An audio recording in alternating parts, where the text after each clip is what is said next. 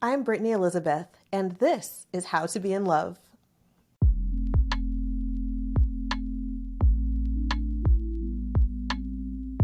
How to Be in Love is a series where we talk to people in happy, healthy relationships to find out just how they got here and what they do to keep their love alive. My hope is that witnessing examples of the good, the bad, and the beautiful of sharing a life with someone else will help myself and each of you to see to believe that we can have this too, and that it's never too late to learn how. Welcome back, everyone, to another episode of How to Be in Love. I have another amazing couple here, and I will let them introduce themselves. So if you would, each tell me your name and pronouns. My name is Daven Ralston, and my pronouns are she, hers. I'm Joseph Carlson, and I'm he, him. Lovely, thank you. And can you give me your age range? I'm 37, but I will be 38. I keep telling myself I'm already 38, so it maybe makes me work harder or something. But I'm 37 still. Yes, I think I'm still 32. You are. I turned 33 soon. Would you consider yourselves introverted or extroverted or somewhere in between? I'm definitely introverted, although when I feel really comfortable, I'm like in the bookshop, I feel like I'm a little more extroverted. I'm like super, super extroverted because I'm Cancer with Capricorn. So like I both am like out, and then I desperately need to go deeply in to recharge. Do you know your love language? I think I could guess what yours is. Okay. Acts of service and words of affirming words. Affirmation. Yeah. Mm-hmm. I would say those are your two. That's what I do for you. I don't know. Or what I need. No, that's what you do for me. Okay. They say normally what you give is your love language too. Oh, interesting. Okay. Yeah. Yours is physical touch and quality time. Yeah. Okay. Yeah. Because Daven never wants to not be together. But I do always feel very, very grateful that someone wants to be with me all the time. Yeah. So, do you know your astrological signs, your big three, or just your big one? I am an Aries, Libra rising, Scorpio moon. Cancer and Capricorn, I think rising, because when I was born or whatever. Yeah. I don't think you know your moon, though. I don't know. No, I don't. Can you each tell us a little bit about your caregivers and your childhood dynamic? So my parents... They're going to be living next door. They're going to be living in this little apartment above the bookshop for the baby. She's kicking me. She's like, talking about me? And yeah, they're awesome. They're still together. They're really funny. They're sticking it out, you know? And I guess describing them like as caregivers, they're both very loving. We're a very like physical touch, effusive family, which is probably like why I'm always like clinging to Joe physically. And they're both extremely hardworking and very, especially my mom, she's like always thinking of other people, almost to her own detriment. I'm like, Mom, you have to think about yourself some. Yeah, and I have two other siblings, and they're older. I was the baby. Wow. I'm very fortunate because I had a very unusual kind of growing up, both usual and unusual caregiving situation. Both of my parents happen to have different mental and physical disabilities. And because of that, they didn't quite get to be parents, and other people made that decision for them. So I think that was very hard for them. And so one time they were my caregivers, but then my caregiver has also been my Nana, my mom's mom, who passed away when I was 16, and she was awesome. She was kind, but she was not nice. And she was hilarious, and she was foul-mouthed and did things kind of ahead of her own time. And her soulmate passed away when he was young. He was 48, had a heart attack. And then she passed away after I moved in with my aunt and uncle, and they were amazing, stern, sort of straight-laced, kind of vanilla, but just, wanted to make sure you did right. And I was always very much like, I'm going to do whatever the hell I want. But because of their influence, like I went from kind of being a purely wild child to, Dionysic, to having a little bit more Apollonian influence into my world, and that really helped. And then my grandmother Ruth, who we are naming our daughter after, oh my god, she always told me she was just so happy I was doing the things in my life that made me happy. And she told me that the most valuable thing in the world that you have are the relationships that you forge with people along the way. And so that's sort of a mantra that I practice in my own life. So yeah, a lot of different caregivers. So I've always kind of formed family out of the people around me, whoever. Yeah. Mm-hmm. And that may be why you're more extroverted. Yeah, totally. That's a good point. Those were really big questions. Wow. Those are awesome. Thank you. Yeah, the whole point of this is that I really want to try to gauge how people interact together and like what parts of your childhood lend to who you are today and how that shows up in relationships. So thank you both for, I mean, we're like 20% of the way through, but you're answering so honestly and I really appreciate it. Oh, cool. Yeah. How did you meet and how long have you been together? I'll tell how we met. Okay. Because I'm the reason that we met. Oh, yeah, I am. True. No, it's true. You had an agenda. I did. I didn't know about it. So we're both actors. And being both actors in the DC, Maryland, Virginia theater scene, you inevitably have a lot of mutual friends. And one particular, shout out to Rex Doherty, who runs this great company in DC called Solus Nua. It's a contemporary Irish theater company. And so anyhow, he happened to be in a show with her. But prior to that, he had produced some shows, and I had seen Daven in promotional materials. I just saw her, and I was like, that is such a fascinating person. Like, I really, like she's so distinct. You know, I hope I get to meet her one day.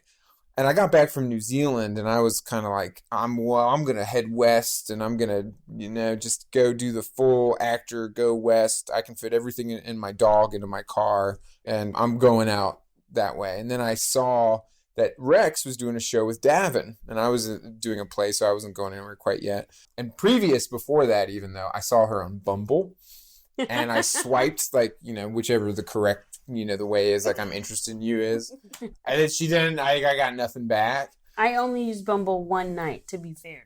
So then, but I saw they were doing this 2-person show. And so I said, hey, Rex, can I get tickets to your show? I really want to come see it. But really, I just wanted to come see and hopefully meet Daven.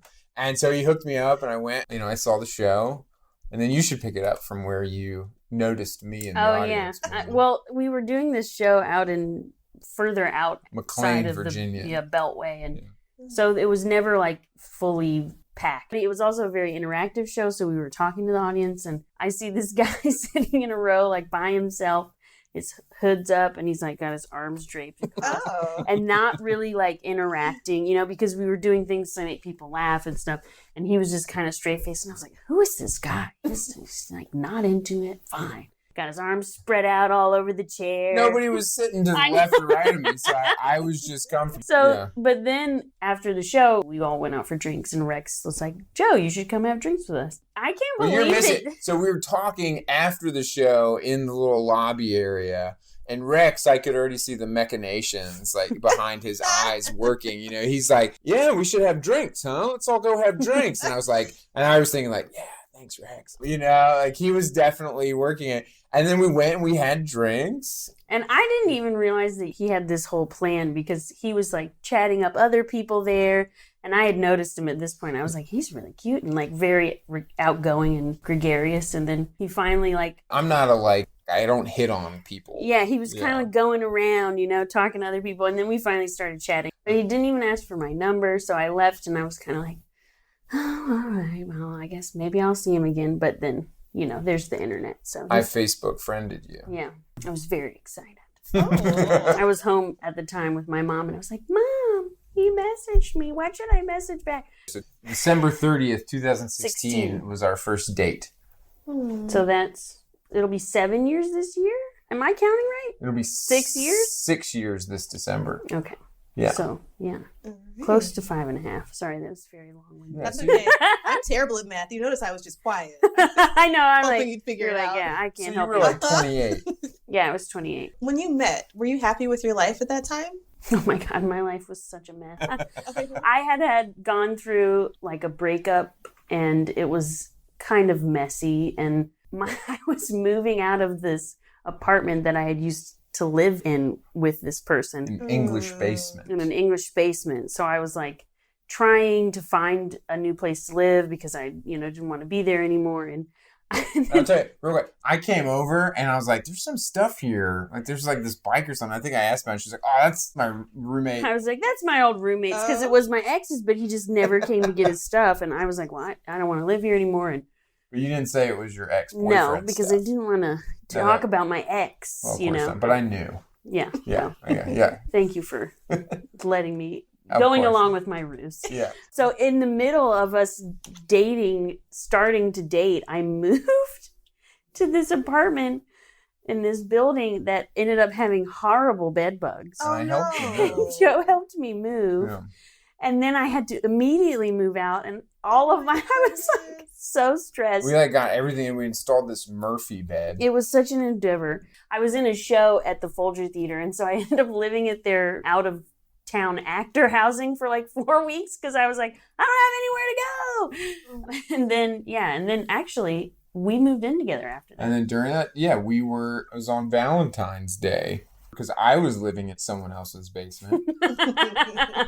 And I was happy with my life, but I was also lonely. I know that too, that feeling.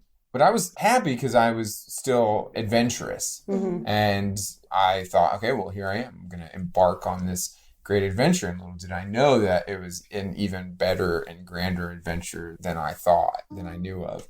And we were having Valentine's Day there. And then you decorated the entire basement in hearts. Joe writes a lot of love notes, and I guess that's a love language too, but I did it for him, and I like decorated the whole room with different notes about like why I loved him and stuff. But I wouldn't say I was unhappy at the time that we met, but it was kind of an exciting time because it was like, I don't know what's happening. And then I was like, well, why don't we move in together? We'd known each other for not even 2 months. Which is totally against my personality because I'm not at all impulsive. But I also felt like the connection I had with you was just like so different from anything I'd had. So I have that effect on people. Can I get weird with you for a moment? Sure.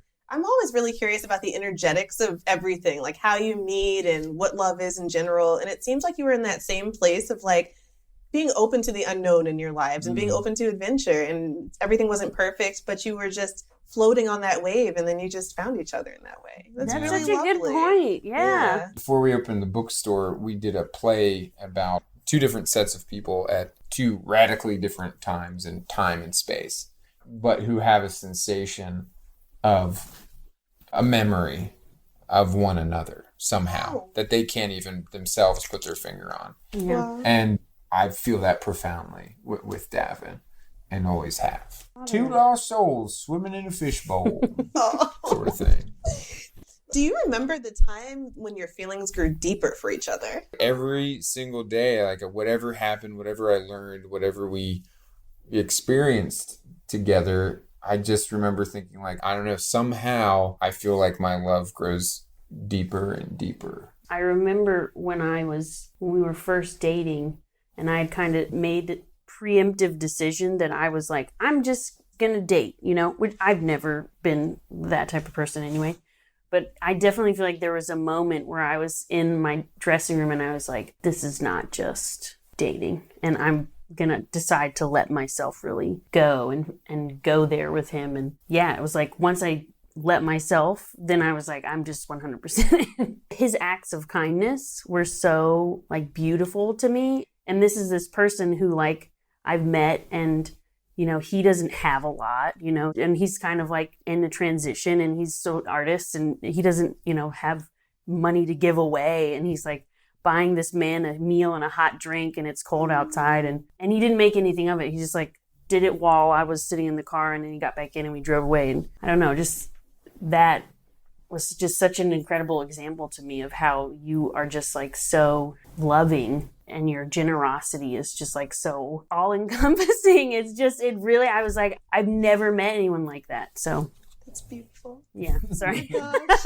It's okay. It's really beautiful. I know it's hard to talk about those things without getting very emotional. I think you're allowed to get emotional. Yeah, It's please. okay. This is a safe space for everything. So using a percentage, how much time would you say that you spend together? Probably like 95%. We probably of the do time. spend, I mean, especially like between, I mean, I wake up earlier than her. Okay. he gets like a That's- good maybe hour before. I've started waking up earlier, and I think he's kind of like, "You're already up? It's only 8." And I'm like, because usually I'll sleep till like 9, but since I've gotten more and more pregnant, I just wake up earlier. And he's like, "Wait, this is my time. Free time. This is my quiet time where nobody asks me questions." But especially like with the bit, I mean, we moved in together, and then it just kind of, we just got closer and closer, because then we did the show together, and we were living together and working together, and then we continued working together with the store, and then the pandemic happened, so it was just the two of us here every day. We've definitely had times where we've had to argue things out, but I don't know, we've been very like, we just work well together. Yeah, I love spending all of my time. I do. And that's like what he's do. saying when I'm like, "I miss you." And he's like, "We've literally been together all day." And I'm like, "But we weren't like talking to each other and looking at each other. We were just like in the same space." We're snugging. Yeah. I'm like, we didn't get to Snugging. snug. Yeah, she's asleep and like I'm trying to wake up. She's like, I need to snug. I'll snug for a little bit, and then So sweet. and Oh then my we'll get up. goodness. And it's been good. It's been good for us. I think it's prepared us for parenthood. Yeah, I think it's prepared us for We've raised the this trials of big childhood. child. Yeah, we've raised this bookstore child, and Oh, absolutely. now we have a It's a toddler. Yeah. Still not there yet. So what would you say is your favorite thing about each other? Like physical attributes. I I was just. gonna say she's gonna say the sex. Oh my God. Yeah. It's a safe space, well, you know. Yeah, I mean, yeah, and that is, we are physically intimate, and I think, yeah, we have a very great intimate relationship. Yeah. You know, and I don't mean just sex. I mean affection, care for one another, listening to one another, Yeah. all that stuff that makes the other stuff possible, I think. And I love Joe's eyes. Physical attribute, favorite thing. Emotional favorite thing is Joe really did pull me into the present moment, because I am like the type of person who worries a lot. I can't stop thinking about the future. Yeah, you're like 10 steps ahead. Very Aryan of Yes, yes. And so that's been one of the like greatest gifts, is that when I'm with him, I just feel like I can be present. I never was able to be on my own. You know, it's just like he brings that out of me. That, and also just your generosity, which we've talked about. But it's just so inspiring. Even sometimes I get frustrated because he's so generous that I'm like, okay, but like you have to take care of yourself and us. Like, what about us? Oh, do you hear that? That you said the same about your mom. Oh my God. Oh my God. You're so right. Well, That is actually very true. well, the same goes for you with Karen, because you care for other people. You have this incredible ability to take care of others and put others before yourself. I have just such faith in, you know, whatever, the great spirits of the universe and whatnot, that it's going to happen. You keep doing the things that you feel compelled to do, and if they're done in a good spirit, like, it's going to happen, you know, for lack of a better, you know, language, you know, that my steps are ordered. But Daven is like, this could happen. This could happen. This could happen. We need to prepare for this. I was making dinner or something downstairs, and she was doing something. I was like, wait, I need to tell her something. And I ran upstairs to tell her something.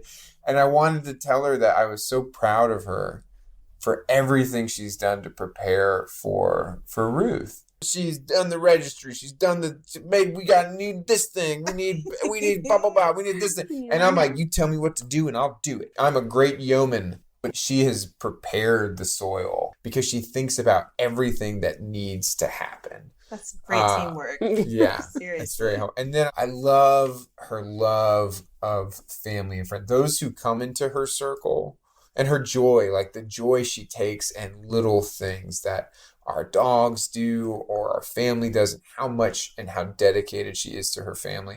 And while I have amazing family members, you know, blood and chosen and whatnot, I was so happy to kind of come into a family that was so tight. Yeah. And how much and how dedicated she is, and you know how much she honors her mother and her father. And there's something amazing about that. It's this like different approach to things, and the way she can make people feel I'm at ease and happy. I mean, it's amazing. It's really like a magic, and it's not like a false thing. It's not an act. It's a power, that you have, and it comes from a real sincere place of caring for other people. What's one thing about your partner that it took you time to accept or get used to? I know. Oh my gosh, it's so funny. It's like immediately. Or she's just so damn stubborn and just doesn't listen at all. I know. Like, I'll tell you. I know. I'm like, gosh. You're like, it's me. Yeah. It's just try, and like I have to, and also not fixing things. Like I've really gotten better at not trying to make you feel better or fix the thing that's the problem, because I'm very much like, oh, don't be negative, and like, but you'll feel some way about something. That, and if I ask you a question, you do not answer the question that I ask. I answer all the questions around it. Yeah, that's an answer in a way. Yeah. Well, it's because my brain's like, yes, and let me tell you all these other 30 things that brings with it. But before the and yes, like, there's 30 things that go on. And I'm like, because in my head it's like a web, and I'm like, I have to tell you everything. I think the thing that took the longest for me to get used to, it's double-edged because it's actually something I really admire about him, but also because it's so different from me. He is not super attached to a lot of physical things, and I have always been that way. And I think, it's a family thing. Like my mom is that way. And so I have this like attachment to objects that I deem and imbue with meaning. Like he has like a box of his like very important like tokens. Yeah. But other than that, he was like, if we spilled something on a blanket or if we tracked mud on a rug, he's like, it's fine. It's just a thing. And at first I was like very refreshed by that, because I was like, oh, sometimes I find my attachment to objects very like, it weighs me down and it can really cause me a lot of anxiety. So I really admired that about him, that he had this freeness about like, I could put everything in my backpack and move to Chicago, Yeah. At the same time, now that we share a home together, he still has sometimes this like...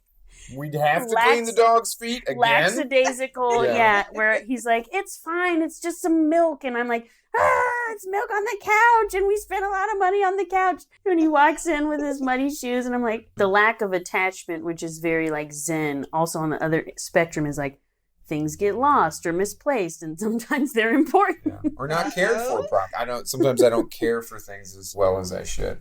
Yeah. And I'm learning to be better and like mindful about that, and try to, and doing my best to improve that about myself. Yeah, but once again, you're at either end of the spectrum, and so it's a nice balance. It is, because it does help me let go. Like, I used to not be able to let go if something would get messed up, and now I have at least a little bit more perspective where I can be like, this thing broke, whatever, we'll just get another one, or we won't. Or it will be repaired. Yeah. It's not like, restored. Yeah. I need to have a meltdown. He's like, we have Resolve. We could spray the Resolve. Sometimes we watch wrestling in bed when we go to sleep. And, as one does. One does. I hadn't like eaten very much, and so I had like a little bowl of cereal, and I put it on my nightstand table, and like then we fell asleep. Somehow like a pillow got and the bowl fell over, and I didn't even hear it, and Davin's like, there's milk on the ground. In the middle of the night, I'm like, was that milk? And I'm like, I don't care. And you're like, here's milk. I was like, and I just said, no, it didn't. No, it didn't fall. No, it didn't. And it totally did. And she knew it. And I was like, I was like so mad that she wanted me to get up and do it. And I got up and I was like, fuck, it did fall. And I was like, I go downstairs and I'm like, I think I even looked at her like, you're making me do this. But I was also, while I was doing it, I was like, I'm really glad that she's making me do this because it needs to be done. I needed to take care of it. It needed to be addressed, and it was better that it did at the time. Absolutely. Can you tell me about one of your favorite memories together? Oh my God, there's just so many. Very first thing that comes to mind, and like I'm getting all emotional right now, is just when I saw her walking down the aisle. And there's great pictures of me just like ugly, crying. I mean, just like, and I'm so happy, but I was just bawling. I was so happy, and she's like, I mean, it was pouring down rain, and my best man is soaked, and he's balding, and he's like resentful of it or whatever. But he had no hat on. He's like getting soaking wet, and like Daven is like, it was just like it didn't even touch her somehow. But she was walking down, and I mean, it's the fullest my heart has ever been. I mean, I felt like I could just burst right then and there. Like I was never been so happy or in love in my entire life. Yeah. Except for now, too. Yeah, because it just keeps getting, it just keeps getting better. Yeah. Yeah. Our wedding was pretty amazing. There was a lot of really cool serendipities that happened on that day that made it super special. So can you talk about a difficult situation that you overcame? I think, honestly, it's just like financial stuff. Neither one of us is motivated by money. So while that's very awesome and fulfilling, it is hard. Even, for example, during the pandemic with the store, there was times where we just didn't pay ourselves because we wanted to keep our staff on. I don't know. I think we just got through because we just talked a lot. And we were very just like open and honest about how we were feeling. And that helped at the very least. And it helped us be able to like, okay, we've talked about how we're feeling. And now how can we get through it? And how do we strategize? And we just worked. We just hustled to get through it. Yeah. And just had faith. I was thinking about when we were coming back from that one wedding and, we'd been arguing like all weekend. Oh, yeah. And we were just so tired of arguing with one another. And we had to talk, and we really talked through what the problem was. And see, I want to talk in the theater world, like with my company of people that are like family to me. If somebody's stepping on your toes, and we're going to work it out. You didn't really come from. No, not at all. My family is like, we just don't. I think my father would be more of a person who would talk it out because his side of the family just argue. He's got a really big Italian family and they'll just yell at each other. And her dad has a cancer. Her brother and I have the same birthday. So there's a lot of crabs. But my mom, who is really the most dominant force in our family, came from a family that they'd have a fight. People wouldn't speak for several days and then they would just continue as if nothing happened. So there was no acknowledgement. There was no apologizing. So I really didn't even know how to do that stuff very well at all. Mm-hmm. And that's actually been my most challenging work in our marriage, is learning how to apologize and learning how to communicate what I'm feeling. It's even to the point where I have a hard time verbalizing what I'm feeling and thinking because I don't even have the language to do it. And we had a fight that was like, that was like our worst fight. Yeah, we've had some pretty big ones. And it took me driving home in the car while we were talking and realizing like that is what was going on with me. It's like, I don't have any examples of how to apologize. Like no one else in my family has ever said, sorry to me when we've had a fight. Yeah. And they only say sorry, in the way of like, oh, I'm sorry that's happening to you. But if we have a fight, no one's ever said, sorry, Daven, I'm sorry that I said this, or, it's like we just ignore it and then we move on after a few days. So. Absolutely. And then they show contrition through acts. Yeah. Like then now. They don't acknowledge it. There's just like a gift. There's acts. Yeah. Yeah. So since having that revelation, have your arguments become smoother? Yeah. Good. And I've learned sometimes she'll go, I don't want to talk about it right now, but I know that we will get to talk about it. Like I'm able to use better language so that it doesn't feel like blame. It doesn't matter what my intention was. I mean, it does. I mean, there's an element that it matters, but if that was the impact, and I need to be responsible for that. Yeah. We'll also pin things like, okay, we keep arguing about the same thing. We need to kind of unpack this and like dig into it a little bit. And honestly, I think really the only fights that we have now are when we're both really tired. We can always trace it back to like, we're both very tired right now. Sometimes in your relationship, when you're having conflict with your partner, you're both dealing with other things. Or you're both dealing with the same other thing element. And when you can step back, go up into a little helicopter or whatever just for a moment and kind of see that we're actually pretty solid, but we're having this other compound that's outside influence. Yeah, that's being injected into this. I see. And so we can identify that is part of what the source of the tension is. So that kind of can help. We actually maybe on the same page. There's just something outside that's causing us anxieties or stress. When you're apart, what's your favorite thing to do alone? Take a bath. Garden, although we do that together as well. But I also like to do it alone. Me too. I go out and I deadhead by myself. Is that cutting off all the dead? Yeah, because they last much. But we grow wildflowers, or we did last spring. It was the first time I've ever had a garden. And then we did Daven kept wanting a vegetable garden. I was like, I'm not spending any more money on dirt.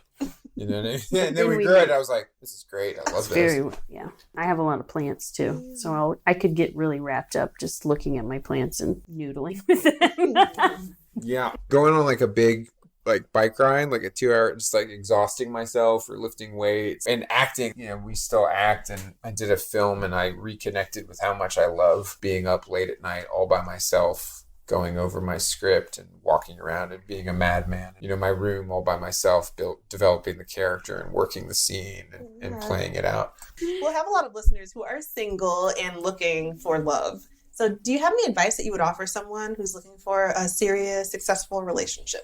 I feel like a lot of people, you know, are looking for something or trying to find the thing and are going to go and date and do that. And that's fine because it's fun to do. It's fun to date people, meet people. But ultimately, like, you're going to happen across one another. And when that happens, you know, listen to it. Even if you're afraid. Like, I met Dad, and like I said, I'd seen her before and I thought she was incredible. And literally, like, I had this checklist of all the things I needed in someone if I was going to marry them. She literally checked off every single box except she talks during movies. And now she's kind of do it sometimes. And sometimes she'll be like, no, and I'll do it. And I'm like, well, then I'm not watching the movie anymore. You know, but she checked off every single box. But stuff like that used to be a deal breaker. Oh, God, like, you talk during movies? Like, I can't do with that. You know what I mean? Yeah. Oh, you fuss about things? Like, she can get fussy and I don't complain. But again, like, we've learned that that's valuable. Those little things that you think are really important ultimately sometimes don't end up mattering. And yeah, or matter in a way that is actually good. And so anyway, that I was going to head out west. I was going to go do my whole thing. And I met her and I thought, okay, well, either I do that or I'm with her. And we went on our first date and I almost didn't even want to like kiss you or whatever, you know, because I was like, I don't know if I can do that. I can tell that she's an amazing person. And the last thing I want to do is hurt her in some way. But I just, I couldn't. I had no say in the matter, really. You know, but I do because it's love. So you make the choice. And then I decided, all right, well, I'm going to do it. I'm not going to do what I thought I wanted because what I really want is this person, I think. Yeah. And so I just listened to it. And even when I found out she talked during movies, you know what I mean? So yeah, I think just listen when it happens and don't try to push for anything. If it's there, it's there. Just.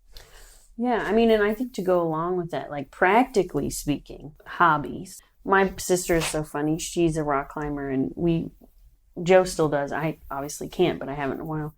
But she's always like, if ever I have a single friend, I'm like, just go rock climbing. There's so many hot guys. But I do feel like, I mean, it's well employed because rock climbing is an expensive hobby. Oh. Yeah, so if you want to meet somebody who probably is also fit and like probably smart and you know has their shit together, but also just like having a hobby and also having it be something you're passionate about, because I think that a person who is going after what they want, you know, where I was when I met Joe is like, I am going to fully dedicate myself to doing theater. And I quit my job and I was like, this is what I want. And that sort of passion and confidence that you invest in yourself is very attractive to other people. And that usually, honestly, and I know it might be cliche and people say it, but it's like, I think you find someone when you're not looking for them. And more importantly, when you're investing in yourself. And you're investing in doing something that brings you a lot of joy and a lot of confidence and a lot of passion. So like either that's a hobby, which like you want to join a running club or you want to take a painting class. Like I was like, I don't even know. I've taken some class. You know, I was just like, I'm just going to have fun and do what I want to do. Yeah. So I think that is really a really good way to find someone who's like, wow, this person is like shining. Absolutely. Thank you both so much. This has been wonderful. I just have one last question for you. This is a moment of shameless self-promotion. So if you could just tell me all about what you're up to, where people can find you, your social media, things like that. All the things. So we're physically at Charm City Books, the bookstore in Pigtown in Baltimore, Maryland. We have an Instagram and a YouTube and a Facebook and a Twitter. It's all at Charm City Books. Our TikTok is at Charm City Books Be More, which is a very fun TikTok. Ooh, I'm going to follow you. Yeah. Yes, it is. And a website, charmcitybooks.com, where you can shop online and place orders for pickup in-store or have it delivered locally in Baltimore, Towson, Albertus, Hillthorpe, Catonsville. I do it all because I deliver your books. Delivery man. And we'll make sure it arrives in pristine condition. If you want, you can add some ice cream Sammies to your order now that we're approaching the summertime. And if the weather's good, I'll be pulling up on my literary rocket, a 125cc Honda Super Cub, all branded out. And you can also ship anywhere in the country for a flat $5. And also your books are going to arrive in pristine condition. We take great care to make sure that they are wrapped. We have a whole process. Yes. Yeah. Cardboard on top of paperbacks, wrapped up but not too tight so that it doesn't warp the spine. Joe teaches everyone this process. We take a quiet box is a good box. Yeah. That's what she said. Yeah. Okay. It was just sitting there. Sorry. All right, please. And then, we are on the third floor of Charm City Books too at Studio 782. And I've been an actor most of my life, and I'm pretty good. I got some awards and stuff, and I have a feature film called Historical Film that is due out in the fall of 2022. Picture should be locked this summer. And I offer coaching, one-on-one coaching, pairs coaching, scene study, audition taping, affordable headshots, and you can book the space too if you want to take photos or film a podcast or whatever it is. We're doing all kinds of stuff up here. We're building a digital content coalition of creatives. We'd love for you to come and join us. What about Between Two Succulent? Oh, yes.